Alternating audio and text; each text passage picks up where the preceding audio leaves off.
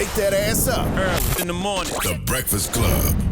Morning, everybody. It's DJ NV, Jess Hilarious, Charlamagne the Guy. We are the Breakfast Club. Lauren LaRosa is filling in for Jess. And we got some special guests in the building.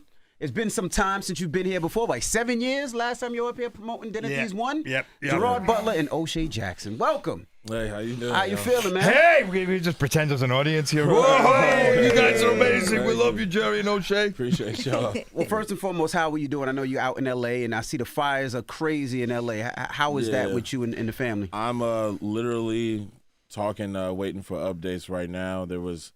It's some starting near the Valley area, so I'm just checking on my daughter and things like that. So, you know, little on edge, but I mean, it's nothing I can do from here except worry. Is there an evacuation plan? Like, if this goes, go this route or go this, or?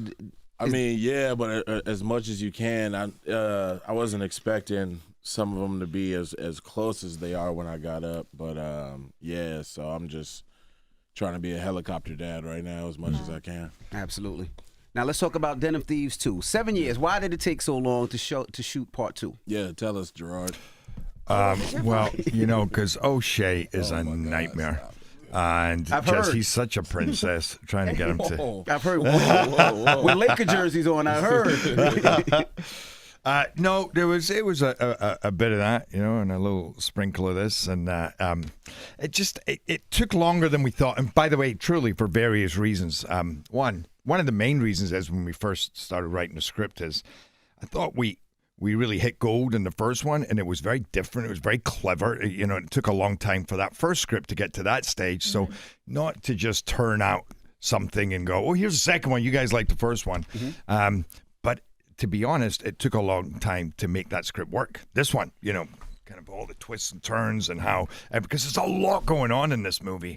And you would always get to the stage where you go, okay, this is good, but this still doesn't work. And to make it all kind of like a jigsaw puzzle and then sing. And then other shit happened, you know. You guys were a part of the writing, or you just mean the script that was brought to you guys, you get to kind of dissect it and say yes and no to certain stuff? Well, I'm involved in the writing. And Christian wrote the script, but then I worked on the development of both scripts, but especially this one and this took, it was a good 3, I produced the movie. So. Got you. So it has, it's like it has a more of a depth to you when you're on camera with it too, because it's your actual baby behind the scenes as well. Big time. I have to say that, you know, talk about what you do to prepare for a role.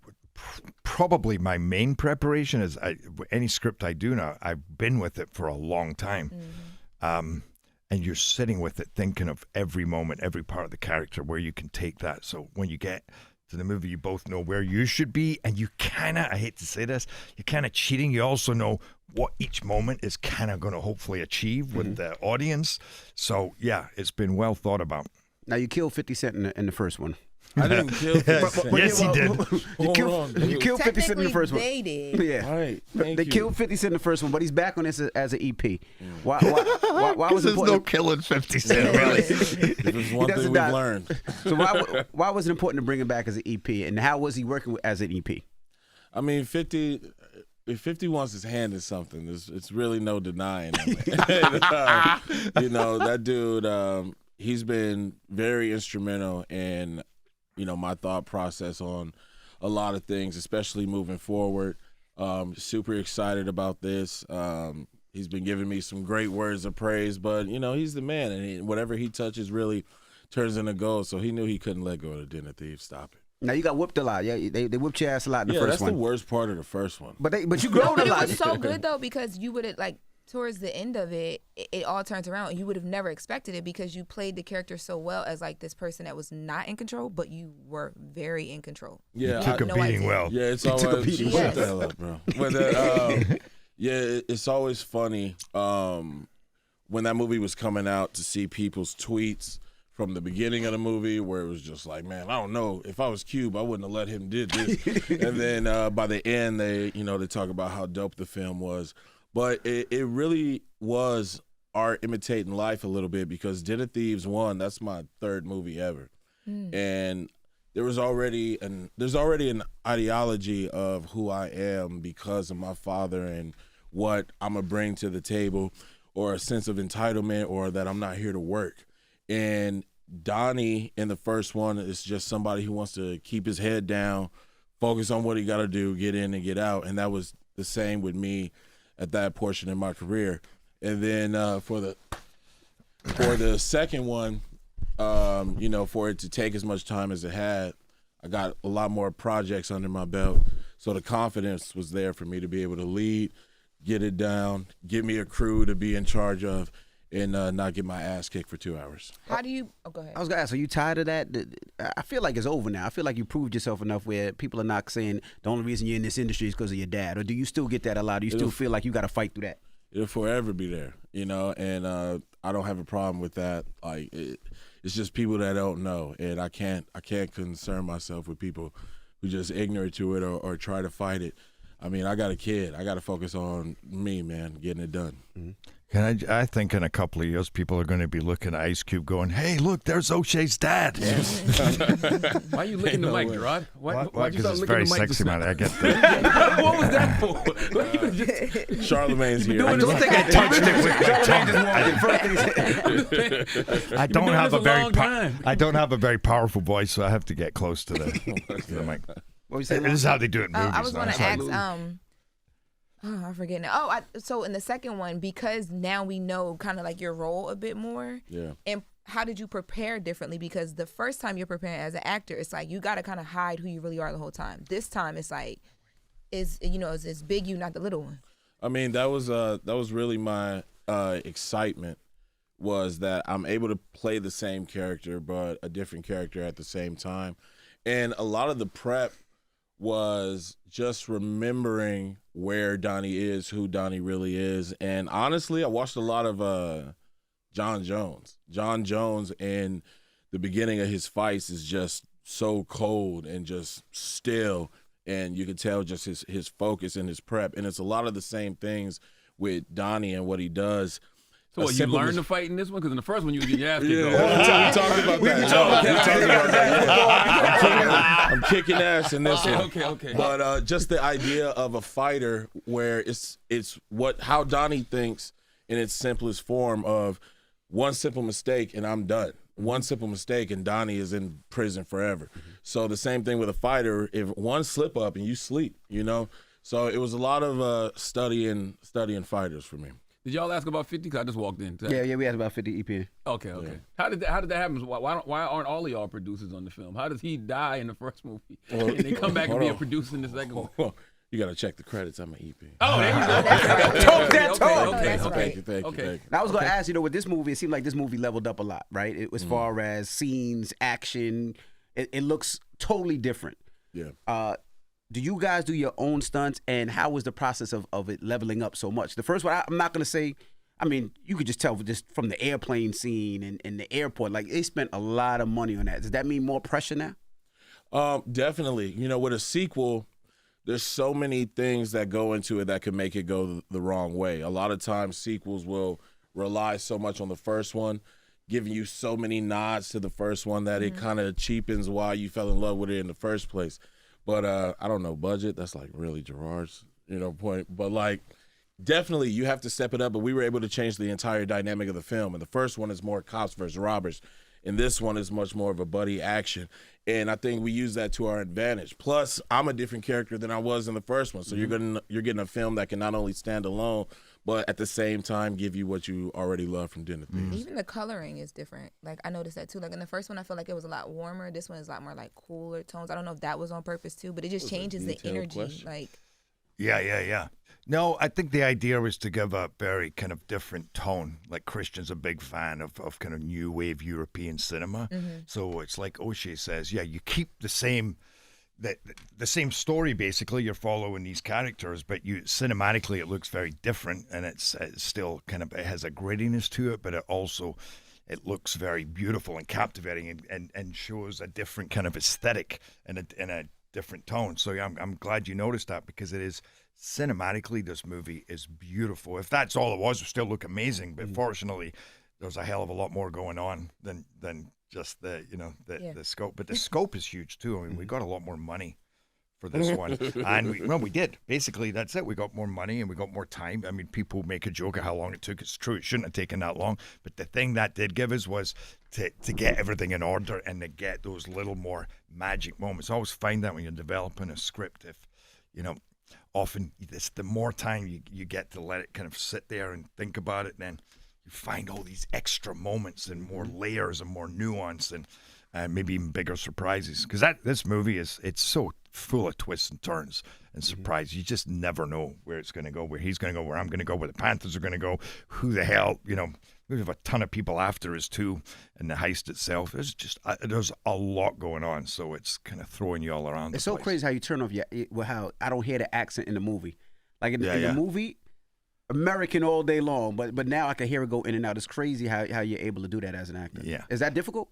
It takes work. I've done it a lot now, but yeah, I mean, every morning when I go to set, I have to do like 40 minutes of voice lessons, the sounds, learning to kind of speak, like make more of the vowels, because in Scotland we hit the consonants, right? We hit the C's and the K's and the T's, and in America you guys come off the consonants, so you're more like so I do exercises. I do exercises like and you start talking like this, and then you're around a bunch of meth heads or something. Like, you talk like that. Yeah. Bro, you're in America. Because that big Nick just always like that the whole time. And it depends where you at, because I'm from South Carolina, so I say straight, street, strong.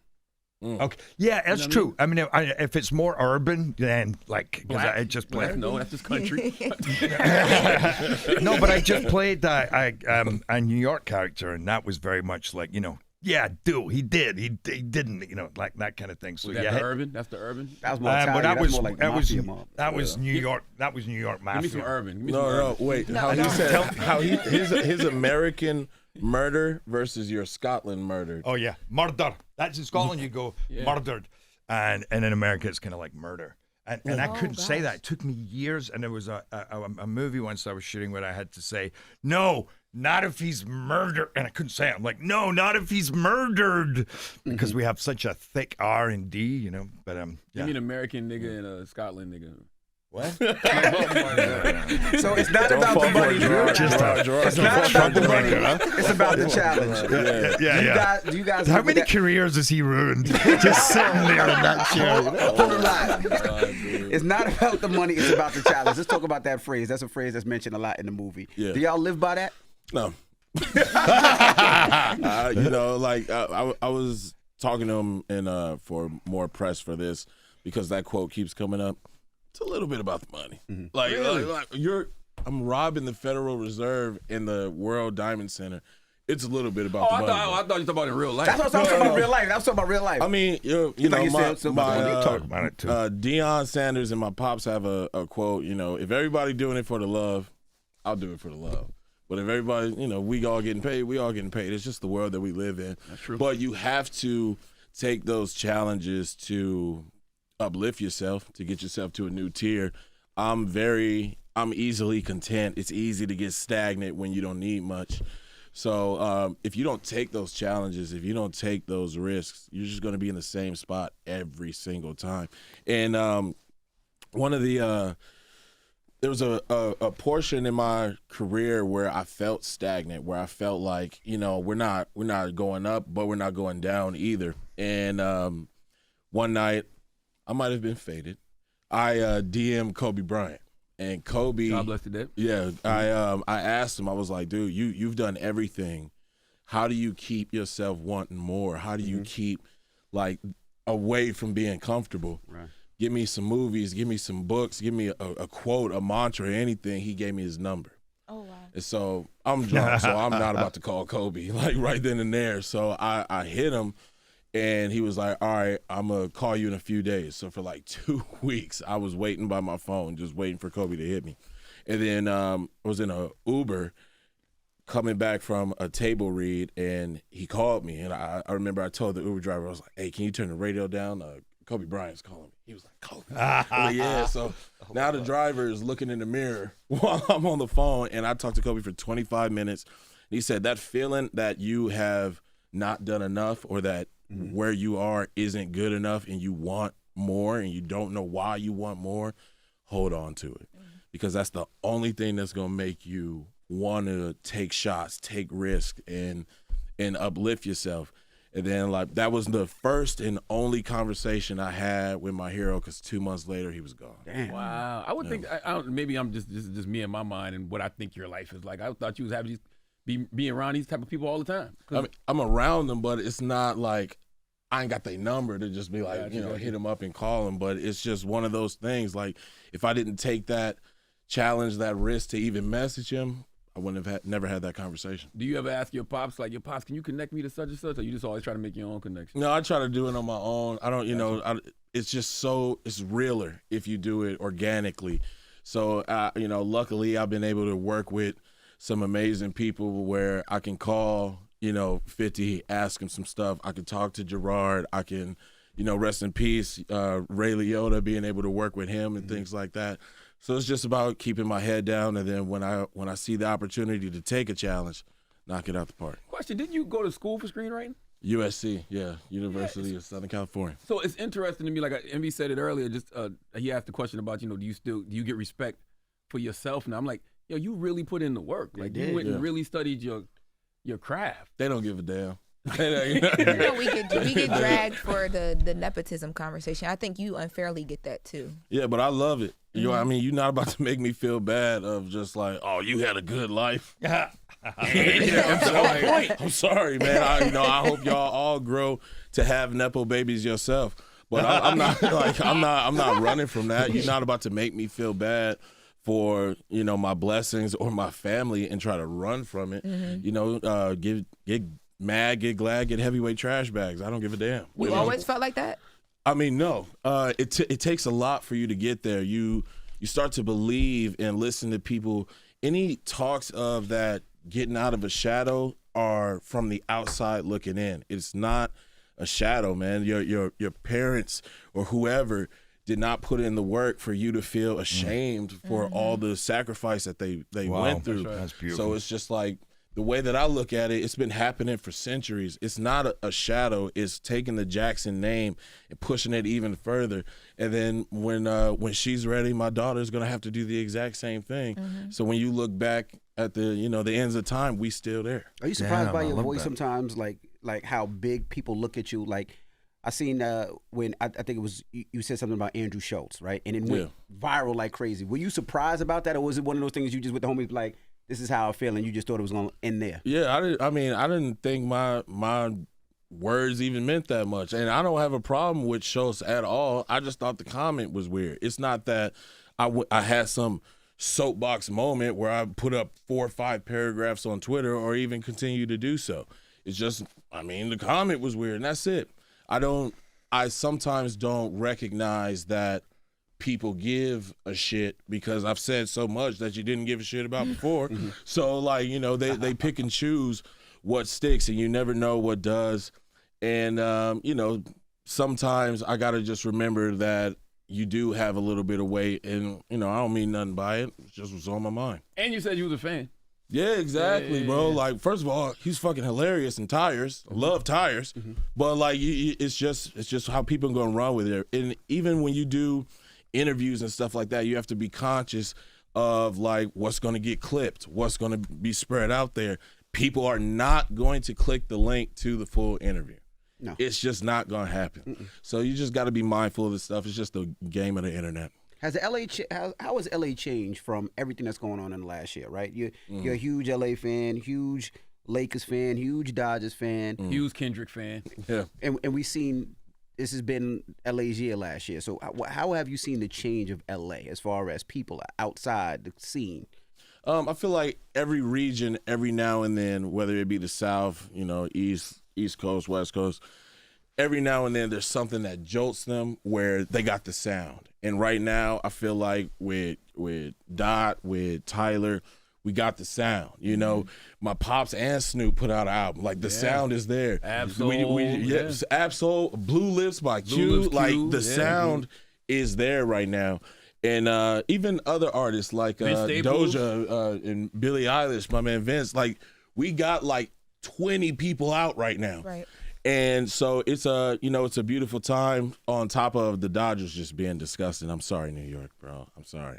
Why your pops did us like that, though? I was about to say, how The you feel about music artists sound like involved that, have though? nothing to do with the Why baseball, your pop sound was man. so clear and ours wasn't? Listen, he Y'all take set it us up. serious, bro. Whoa. This is why the You know they Breakfast Club saying is he's the reason treacherous. that they won. Like, how do you feel about that? Like, they're like, oh, he's the reason.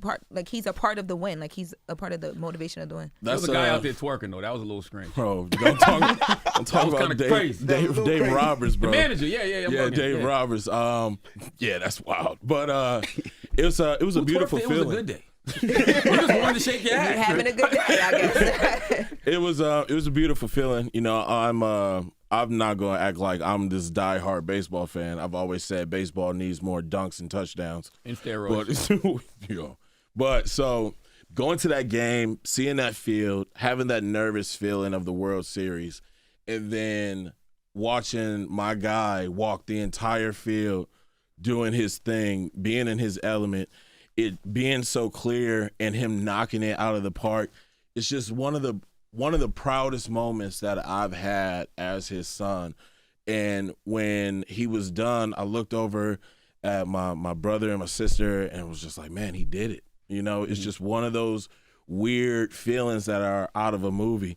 It helped that we won too, because I would have been upset. But even for him to do it at the parade, it's just one of those things where it's just like, how could I ever run away from being blessed by that dude? That's right.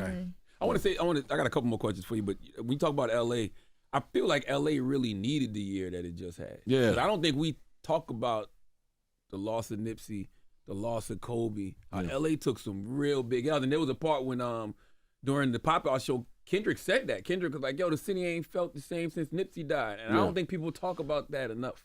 Yeah, I think Was it a dark period? at the time of Nipsey passing, he was so obvious, like this is gonna be The one. like I remember and feeling. so when you take away, you know, just like it's just like a ripple effect, and yeah, man, they're still not over it. You know, I was just like, I can't help but talk about Kobe. We was just talking about Nip last night at the after party, so it really was a feeling. The healing factor that had to take has finally come to a spot where we are a force to be reckoned with right now. I know a lot of people are going to be tired of it, but like it is what it is.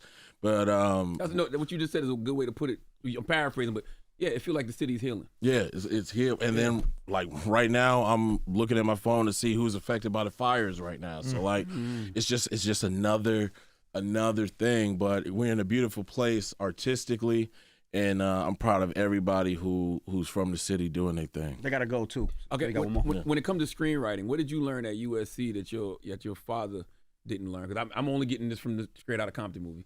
He was just writing Friday in his house like it was nothing. Just what goes into the in and out, the difference between popcorn movies and cinema. You know, what they view as cinema. We've all seen a movie have crazy box office but don't get no Oscar recognition because there's a mindset within Hollywood of popcorn films and cinema, and just the difference in what that goes into. And I mean, personally, I feel like Gerard, you don't get enough credit for you being able to pull off that American accent, dude. Like there's so many actors that get this praise for their dialect and all this stuff when you've been doing it forever, man. So I just want to give you big ups while this topic is there, that you deserve so much more recognition for doing it as much as you did, because it still trips me out when you start talking like How to Train Your Dragon. But there's one word he could say right now that would make everybody be like, "Oh wow, I get it." Sounds real. Please don't. I don't care what it is. Do not listen to Charlamagne. Den of Thieves 2 is out this weekend. You wonder why I've been looking this way the whole interview. It's positive energy this way, okay? Just- Gerard, Butler, O'Shea Jackson, we appreciate you. Den of Thieves 3. Den of Thieves. Den of Thieves 3. Working on it, maybe, possibility. I don't know, Gerard. this You took a tell long us. time, so. Yeah, this one. By the way, that's if everybody goes to see this movie. You know? Yeah, man, come on. I think we January made a 10th. great movie, but there's something. I wouldn't even say in the works. There's an idea that's brewing right now, but it's just an idea. Okay. Well, we appreciate y'all for joining us. I hate that answer. Make sure you go see it this weekend. It's The Breakfast Club. Good morning. Wake that ass up. In the morning. The Breakfast Club.